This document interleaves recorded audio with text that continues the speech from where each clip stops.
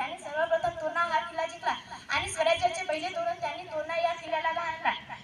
तानाजी मालुसरे यांच्या मुलाचे लग्न होते तेवढ्यातच रायगडावरून निरोप आला की आपल्याला कोंढाणा किल्ला जिंकण्यासाठी जायचं आहे। तर तानाजी मालुसरे म्हणाले, आधी लग्न कोंढाण्याचं, मग माझ्या रायबाचं, आणि ते कोंढाणा किल्ला जिंकण्यासाठी स्वार झाले। त्यांनी कोंढाणा किल्ला चढण्यासाठी यशवंती नावाच्या घोरपडीचा वापर केला आणि त्यांनी शत्रूवर हल्ला केला। लढत असताना त्यांचा एक हात तुटला, तरी सुद्धा त्यांनी हार स्वीकारली नाही आणि ते लढत राहिले। अखेरीस त्यांनी तो किल्ला जिंकला, पण त्यांनी 4 फेब्रुवारी 1670 रोजी आपल्या अखेरचा श्वास घेतला। ही बातमी छत्रपती शिवाजी महाराजांना कळालीच ते म्हणाले, गड आला पण सिंह गेला, म्हणजे गड आला पण आपला एक शूरवीर मारला गेला। एक असा किल्ला आहे की तो कोणाला जिंकता आला नाही।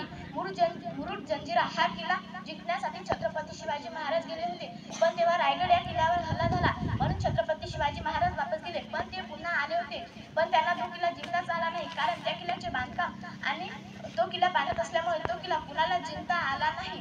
मग तो किल्ला विलीन करण्यात आला। छत्रपती शिवाजी महाराज आणि छत्रपती संभाजी महाराज यांची 13 फेब्रुवारी